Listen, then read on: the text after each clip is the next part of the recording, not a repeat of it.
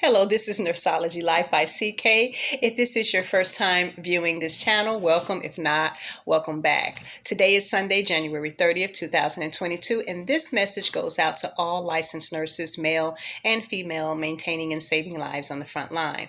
My name is CK. I am currently a traveling LPN with the desire to share with other aspiring travel LPNs or even new LPNs my experience as a travel LPN. As you can see, I am sitting in my hotel room on my day off. Okay, so before we get started, I want to share a little about myself. But before I do that, please click the like and subscribe button, as well as the notification bell so you don't miss any uploads, whether recorded or live, so that you can get the real deal, the sweet and sour, the good and the bad about travel nursing. Okay, so where can I start here?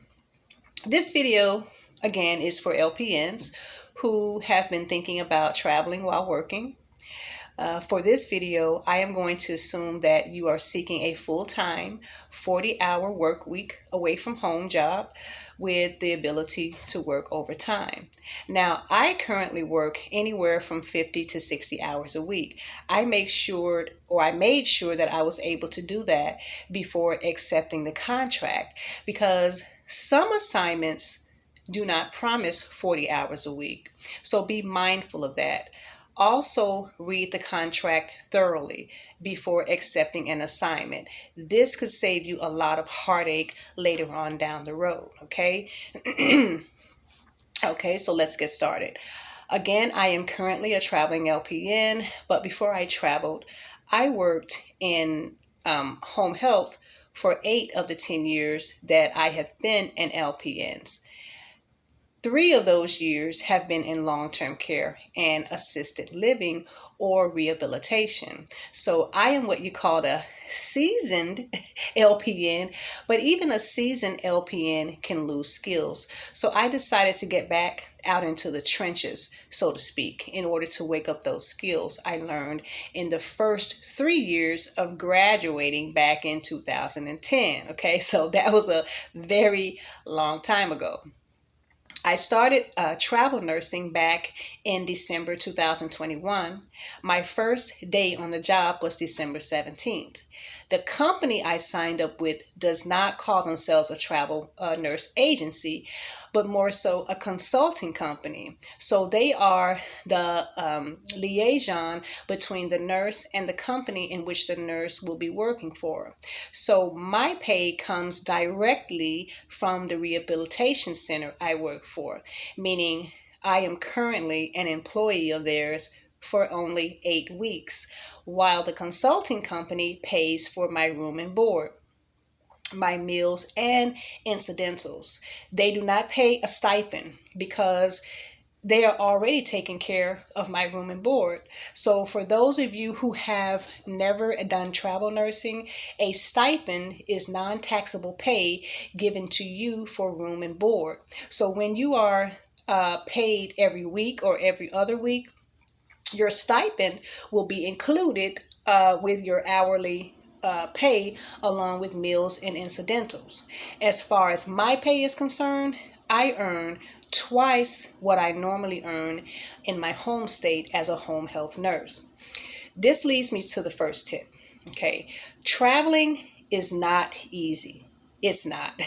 Whether you are catching a flight, putting wear and tear on your car, or even having it shipped, it can be a hassle and it can be expensive depending on how far you are traveling away from home. So you want to make sure you are bringing in at least the equivalent of what you already earn times 2 at least. So for instance, if you are used to earning $1,000 a week as an LPN in your home state, you want to at least earn $2,000 a week while traveling. I say this because some companies will offer you as an LPN on average $1,500 to $1,600 a week, give or take a few $100s, plus a stipend, which should come to about $2,000 and above. Some states will offer you more in terms of pay, like $3,000 a week. Now, I do know that Massachusetts, California, and New York are those states that pay very well. And if you decide to go to one of these states, make sure your license can support it, meaning do you have a compact license with the desired state included in that license? And if not, then go about getting your license in those states. And if you want to find out how to do that, it just takes a quick Google search, that's all. Also, know that the states that are offering more in pay, in many instances, have a higher cost of living. So, for instance, let's say you see a job offer in Massachusetts offering a pay of $2,900 a week. I mean, if you're only used to making $1,000 a week, that can be super exciting and a bit overwhelming. But stop. Put the brakes on, take a deep breath, lower the dopamine in your brain for a moment, because Massachusetts has the third highest rent in the country out of 56 states and territories. And if your agency offers a stipend and meals and incidentals, it will be part of your weekly pay that you have to use for rent, meals, incidentals, and such. So just crunch the numbers, meaning find out what the average rent is in the state that you are considering versus what the agency is offering. Because not only are we nurses, but we are good money managers too. Or at least we should be striving to be good money managers. I even hired a really good independent financial advisor, but that's for another video. Okay, let's stay on topic. If you aren't good with money or you aren't a good money manager, this is the opportunity for you to become one as a traveling nurse, because it will be essential to your success. Because if you're just going to spend all of your money you earn traveling as an LPN, you may as well be broke at home. I mean, seriously. So now that we've talked about the money, let's talk about getting to your location. In travel, of course, there will be some expenses involved, whether you are booking a flight, renting a car, or driving your own car. There will always be expenses that you will incur. Just booking a flight will be easier, but it may cost you more money in the long run because you still need to rent a car or call an Uber every day to get to work and back, and those dollars will add up.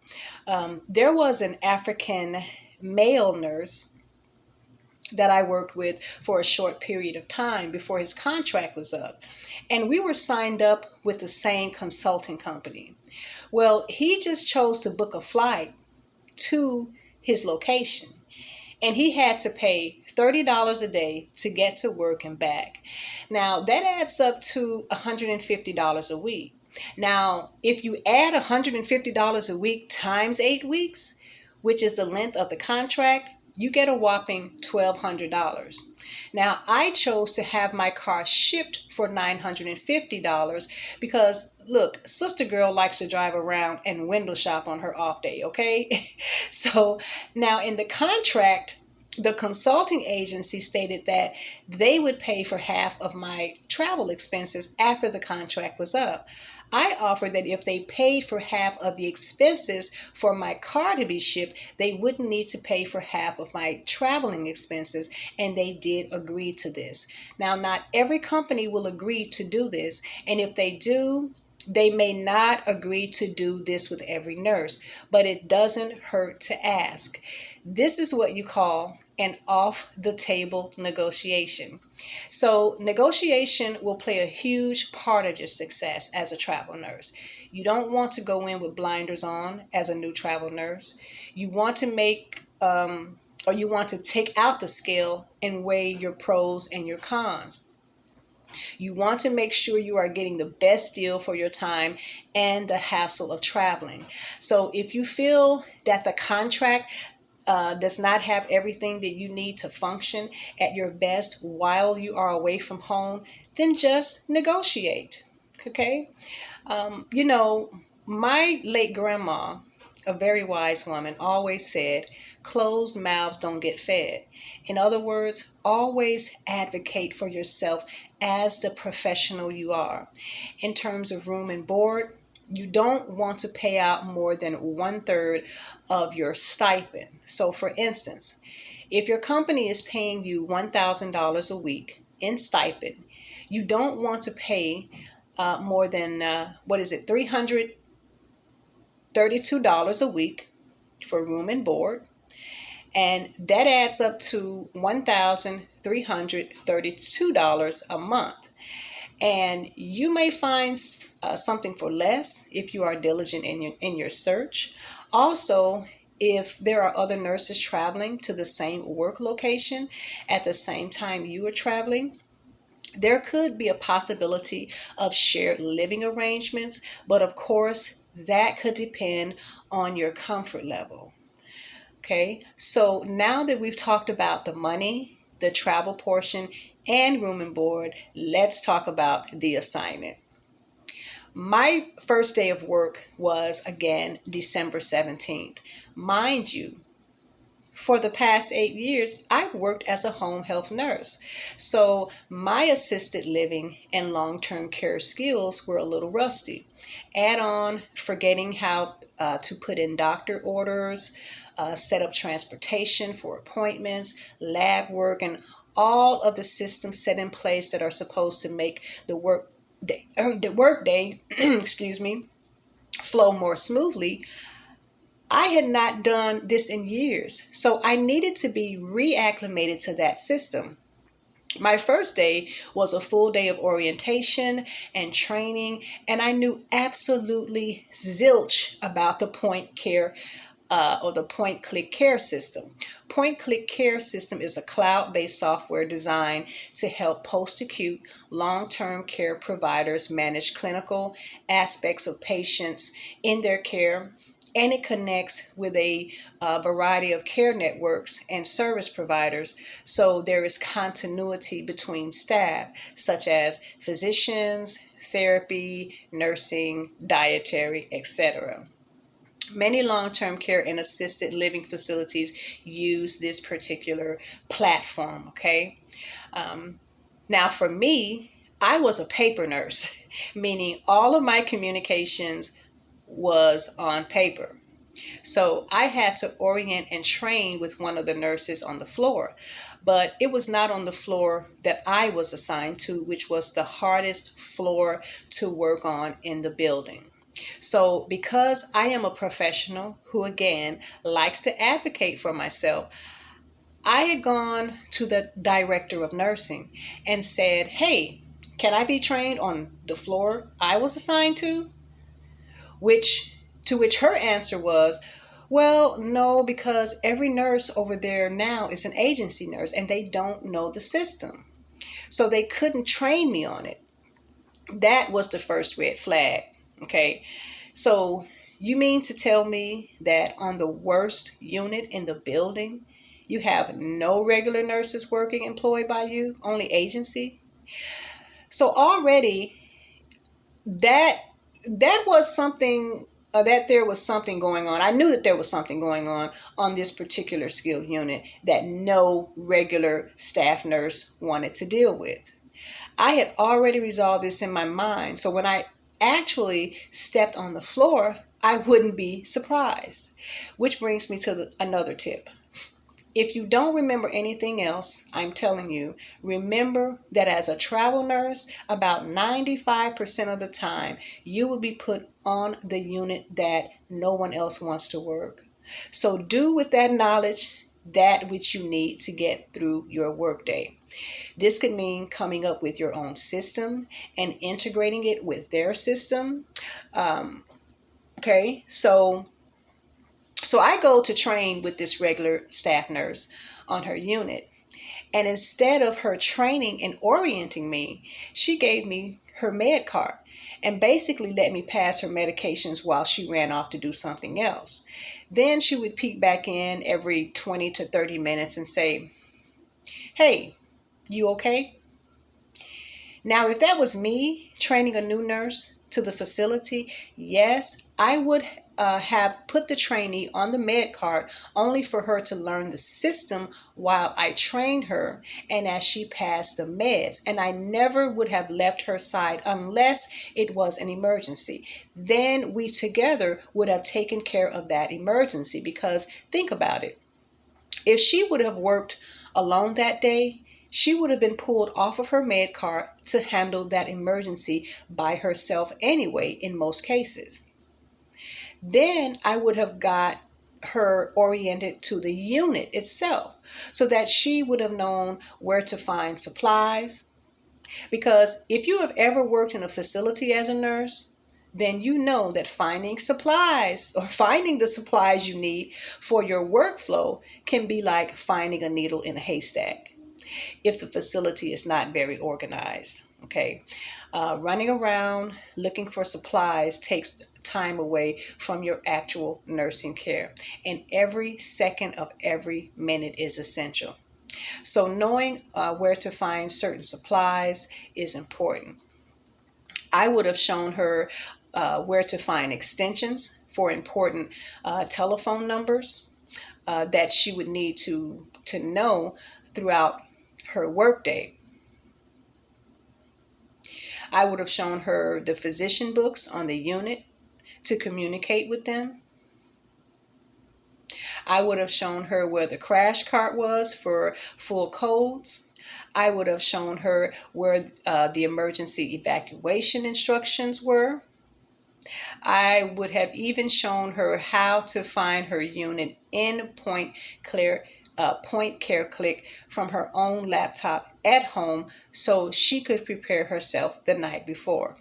Then I would have said, hey, if I don't teach you everything you need to know in Point Care Click, whichever way it goes, there is training in there, including videos that you can watch on your spare time to train yourself. And I would have shown her how to search for the training inside of the platform. Or I would have said, hey, you can go to YouTube and find hundreds of training videos about Point Click Care. In other words, I would have tried to prepare my orientee as best as I could before she stepped foot on her own unit. That happens to be the hardest unit in the building. But allow me to digress for a moment. I am not going to put all of the blame on the nurse that was training me, because as I said before, you as a professional nurse must advocate for yourself.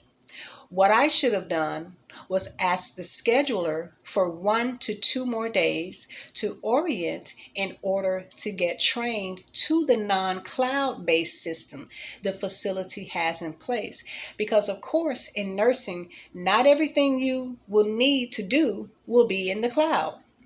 The best time to request this is before you travel to your location, because they will be more apt to grant your request more than they would if you arrive. Why is this? Because you will be giving the scheduler more time to find someone to orient you for 2 to 3 days. You got to realize that a lot of these facilities are very short staffed, so it may take some time to find someone with the ability to orient and train you. Also, request to be oriented on all shifts, because what one nurse does on the 7 to 3 shift will be different from what the nurse does on the 3 to 11 and 11 to 7 shift. The 3 to 11 nurse will get more admissions in the facility I currently work, and the night nurse will need to do more lab work. So it's best to be oriented and trained on all 3 shifts. So I would say that 4 days of orienting and training is sufficient.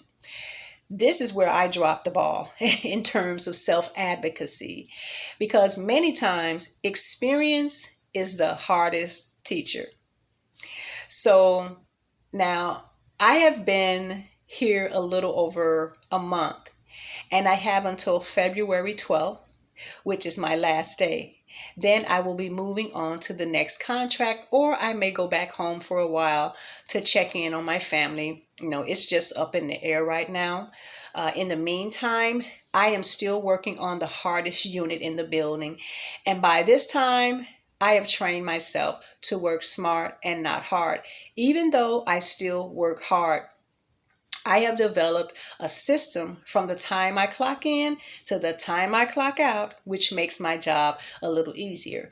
So while all of the other staff is at the desk early in the morning, laughing, chit-chatting, and ruminating over their love lives, it is a good time to stock and organize your med cart, getting the supplies you need for your entire shift, and organizing patients by hierarchy of needs.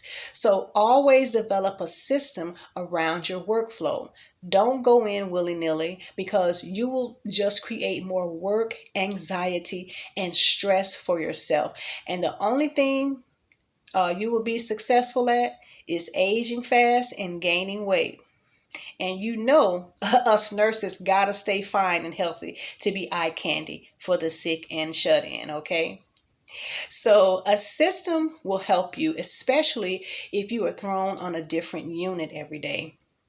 It will help you most if you are put on a hard, skilled unit, because if you are ever put on an easier unit after being exposed to the unit from hell, it would be like being on a vacation. Maybe, maybe not. But you will come out of your workday a little less unscathed. Now let's talk about the nursing tools and uniforms. The facility in which I work does not have any stipulations on uniforms, fortunately. You can wear any colors as long as it is professional, not too tight, it is clean and pressed. I only purchase uniforms that does not need ironing. I just wash, hang them up, and the wrinkles fall out. Or I wash them, put them in the dryer, and the wrinkles fall out. For the facilities that does have stipulations on what colors to wear, find out if they provide uniforms. If not, then of course you will need to purchase what you need before the first full day of work. As far as nursing tools are concerned, such as stethoscopes, blood pressure machines, pulse oximeters, etc., it would be best to get your own and sterilize them in between patients, because many of these facilities, nursing tools are very scarce and you won't have time to go treasure hunting during your workday in between patients, okay? You also want to make sure you can use your own, because some facilities have stipulations against it and others will just require you to place a doctor's order for you to use your own nursing tools, okay? So last but not least, if you are traveling in the winter months, which I am hoping to never do again, there is a possibility of you being snowed in. Depending on what area of the United States you are currently in, you may run the risk of having to ask for an extension on your contract until the snow subsides. Now, this could potentially cause you to run into some issues with housing, working, and traveling. What I'm really trying to say is that you don't want to get caught having to live in your car or rent a hotel with the money you made after your contract is up in the dead of winter. Now, in most cases, the contract company would not turn you down for an extension, but it's always better to be prepared in case they do. I am hoping and praying that when my contract is up in February next month, I won't need to extend it or pay for a hotel room or sleep in the airport until I can catch a flight back home or to another contract. And I'm hoping and praying because I didn't sit down before the contract started and weighed all other pros and cons, putting them on a scale and deciding, is this the best contract? And if it is this the best time to travel? So now that I shared all of my business about my first travel contract as an LPN, and some tips and tricks to get you through it effortlessly. I hope you can stay around for more. Please remember to hit the like and subscribe button and notification bell. And if you would like to know who my consulting company is, or have any questions around what I spoke about today, or any questions, period, for that matter, please feel free to send an email and I will answer on the next video. Thank you for listening, and until next time.